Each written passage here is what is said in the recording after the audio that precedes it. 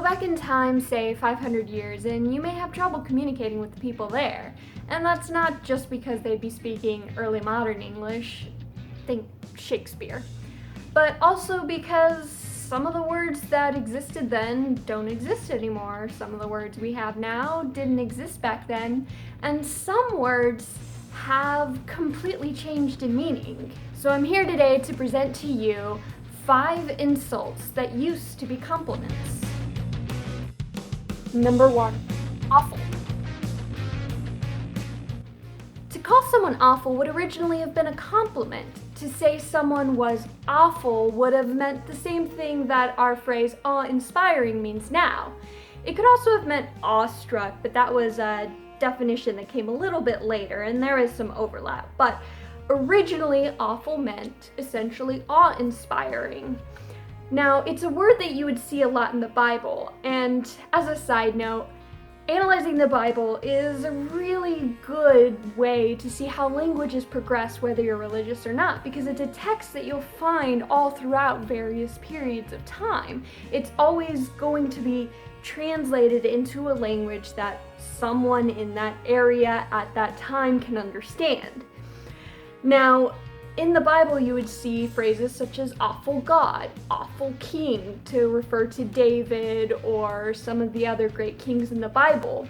It was this idea that to follow a leader into war, you must have some sort of healthy fear of them. For your enemy to not attack you or to fear a loss means that they probably feared your leader. They feared your God.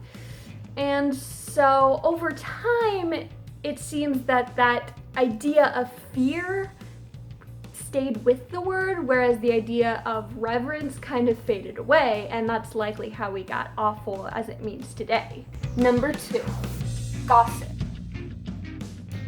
Being called a gossip isn't exactly something you want, but there was a point where actually it was a good thing to be a gossip.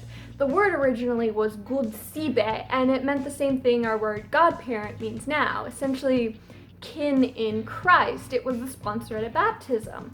But over time, the word kind of got associated with the kind of people who spread rumors, because I suppose they tended to be the godparents, the chosen godparents.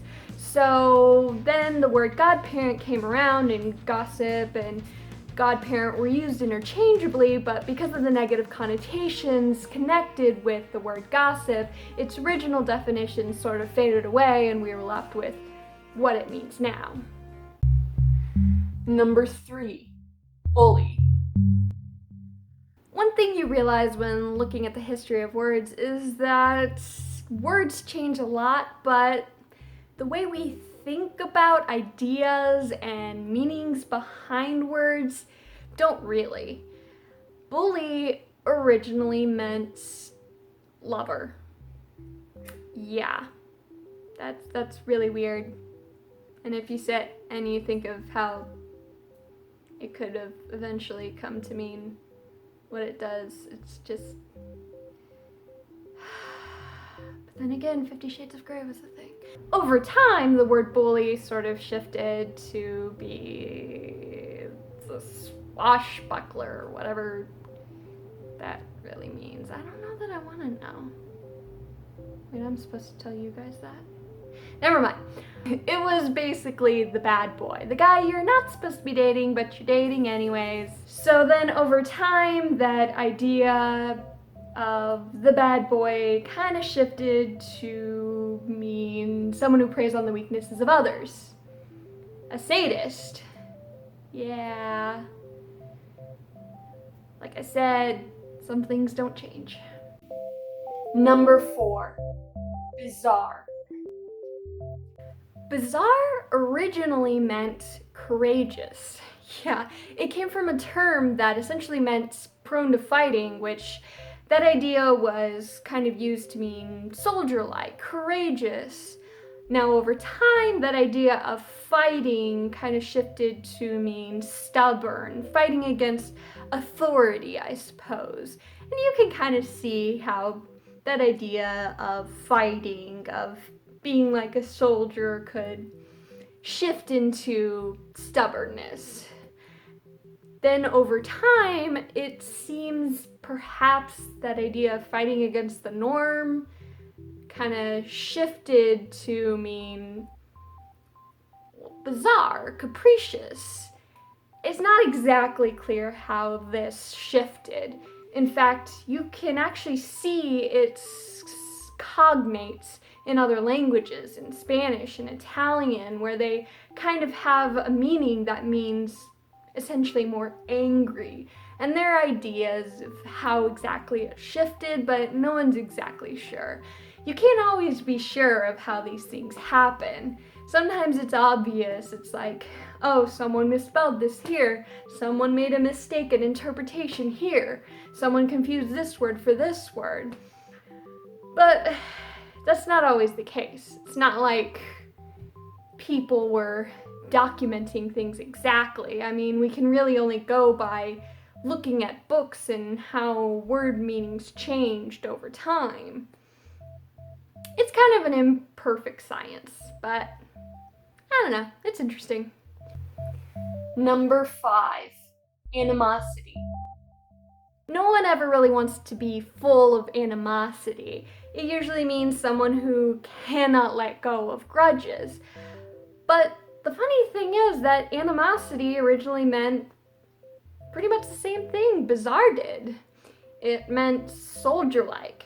Now, this was kind of in a different way. Its idea of courage came from its roots, which basically meant pertaining to wind. Which sounds weird, but there is an idea that wind and spirit were connected. Essentially meant full of spirit.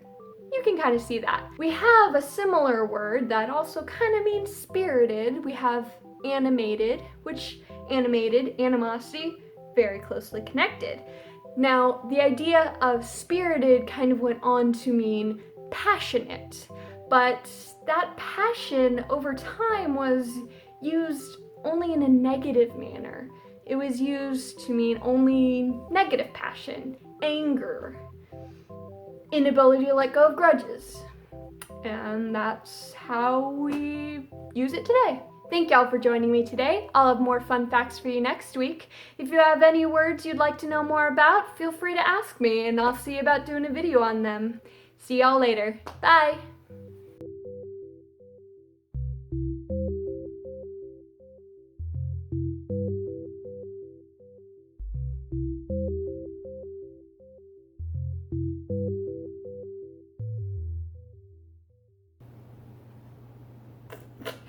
Fortunately, I didn't date that guy, which is good because he turned out to be a drug dealer. Wow, this one went very wrong.